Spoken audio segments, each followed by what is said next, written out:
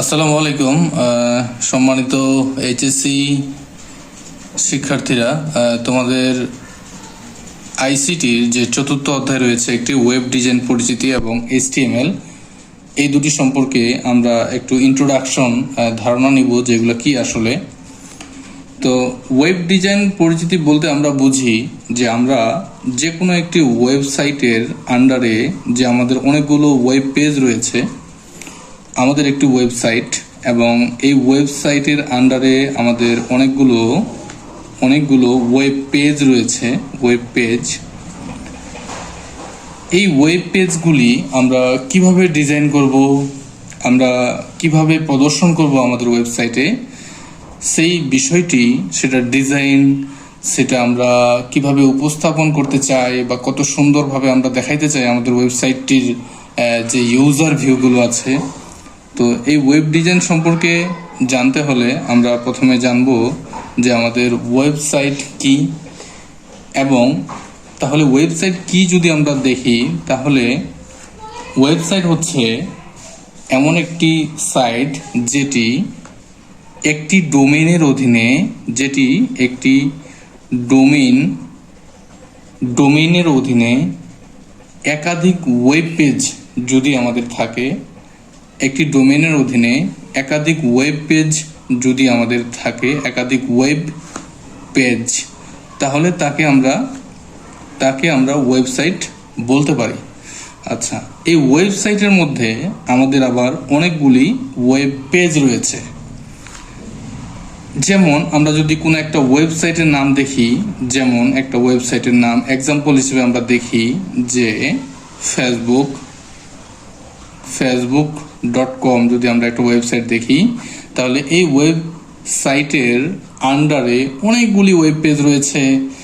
সেটি আমাদের পার্সোনাল প্রোফাইলও হতে পারে, আমরা আমাদের ফেসবুকে যে লগ ইন করেছি রেজিস্ট্রেশন করে পার্সোনাল প্রোফাইলও হতে পারে। তো এই প্রোফাইলের মধ্যে এক একটি পেজে আমরা কি রেখেছি, অনেকগুলি টেক্সট রেখেছি, আমরা অডিও ভিডিও কন্টেন্ট রেখেছি, তারপরে বিভিন্ন আমরা গ্রাফিক্যাল ভিউগুলো রাখতে পারি। তো এই যে আমরা বিভিন্ন কন্টেন্টগুলো রেখেছি, এটা আমরা রাখি সাধারণত ওয়েব পেজের মধ্যে, এগুলো রাখি ওয়েব পেজের মধ্যে। তাহলে একটি ওয়েবসাইটকে গণনা করতে হলে বা জানতে হলে আমাদেরকে ওয়েব পেজ সম্পর্কে জানতে হবে, এবং ওয়েব পেজে কি কি রয়েছে এটি বিষয়ে জানতে হবে।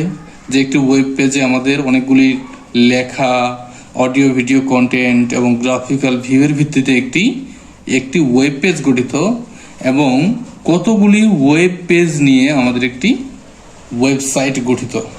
তাহলে একটি ওয়েবসাইট আবার কতগুলো ওয়েব পেজের মাধ্যমে গঠিত, সেটি হচ্ছে একটি ডোমেইনের অধীনে। তাহলে আমাদের যদি ডোমেইন নেম না থাকে, তাহলে কিন্তু আমরা ওয়েব সার্ভারে রাখতে পারবো না বা রান করতে পারবো না। তাহলে আমরা ডোমেইন বিষয়ে জানি। এখন ডোমেইন বিষয়ে জানতে হলে আমাকে প্রথমে জানতে হবে যে আইপি অ্যাড্রেস কি। আমি যদি আইপি অ্যাড্রেস সম্পর্কে না জানি, তাহলে আমি কিন্তু ডোমেইন সম্পর্কে তেমন ধারণা নিতে পারবো না। তো এই আইপি অ্যাড্রেস হচ্ছে, IP means internet protocol address. আচ্ছা, এই আইপি অ্যাড্রেস মূলত ডিজিট দিয়ে হয়ে থাকে। সেটি আমরা ডটেড ডেসিমেল দিয়ে বলতে পারি, সেটা আমরা বাইনারি দিয়েও বলতে পারি, সেটা আমরা হেক্সাডেসিমাল দিয়েও বলতে পারি। তাহলে এই আইপি অ্যাড্রেস আবার মূলত আমরা তিনভাবে লিখতে পারি। একটা হচ্ছে ডটেড ডেসিমেল বলতে পারি। 2 নাম্বার আমরা বাইনারি বলতে পারি, বাইনারির মাধ্যমেও আমরা লিখতে পারি।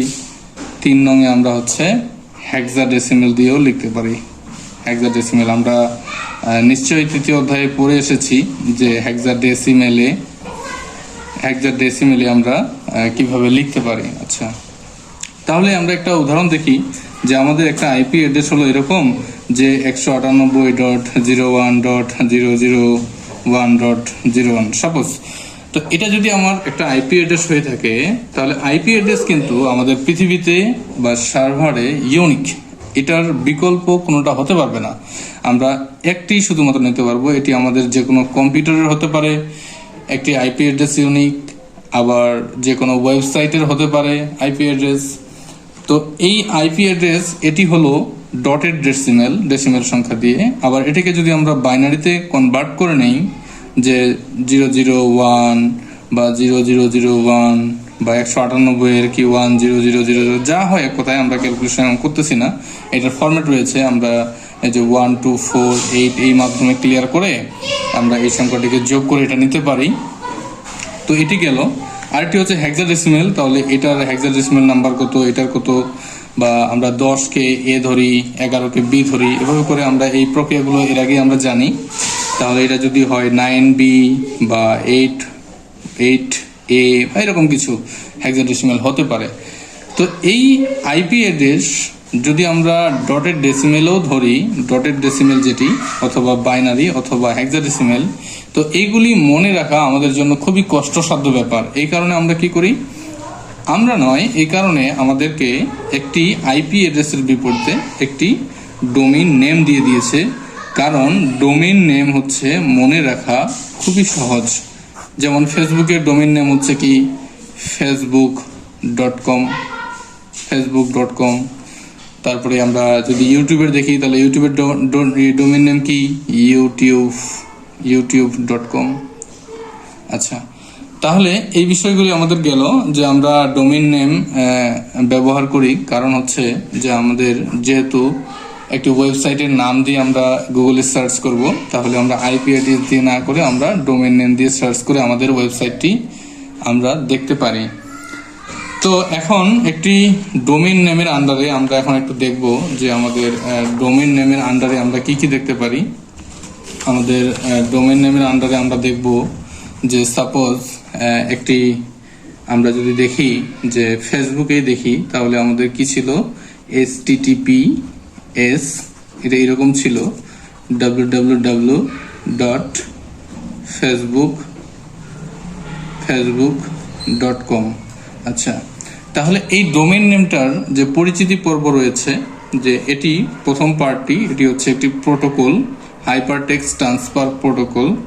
তাহলে এটি আমাদের একটি প্রোটোকল, এবং এই www থেকে facebook.com এটা হচ্ছে আমাদের ডোমেইন নেম।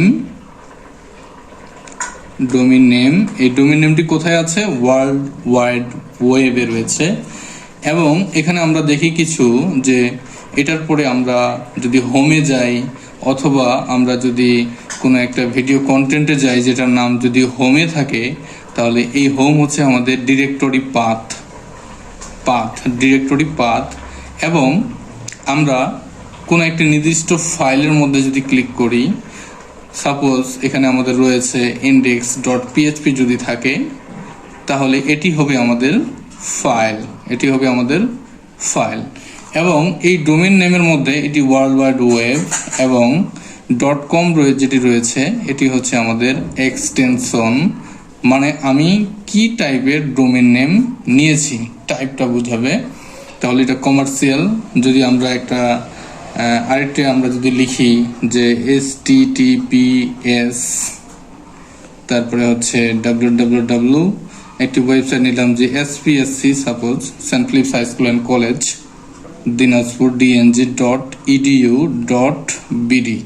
তাহলে এই ওয়েবসাইটটি হয়েছে আমাদের শিক্ষামূলক বা শিক্ষার প্রতিষ্ঠানের জন্য .edu টাইপের, এবং .bd বাংলাদেশের। আর এর আগে যেটি ছিল এটা হচ্ছে কমার্শিয়াল ওয়েবসাইট ফেসবুকের।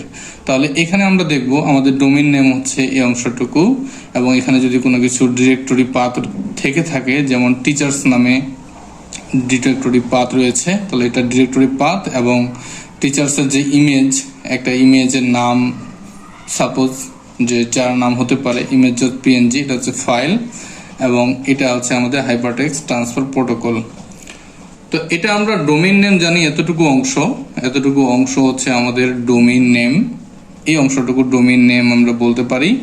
এবং পুরো যে আমাদের একটি লিঙ্ক রয়েছে পুরো অংশটি জুড়ে এটিকে বলা হয় আবার ইউআরএল। ইউআরএল, তাহলে URL that means uniform resource locator. এই ভিডিওটি আমাদের 10 মিনিট হয়ে গিয়েছে, তো অনেক লং হয়ে যাচ্ছে। তো এর দ্বিতীয় অংশে আমরা ওয়েবসাইট কিভাবে হয়, কিরকম, এবং HTML এর যে পরিচিতি রয়েছে এই পরিচিতি সম্পর্কে জানবো। তো দ্বিতীয় ভিডিও দেখার জন্য আপনাদের অনুরোধ করা হলো। এই ভিডিওটি এ পর্যন্তই। ধন্যবাদ সকলকে।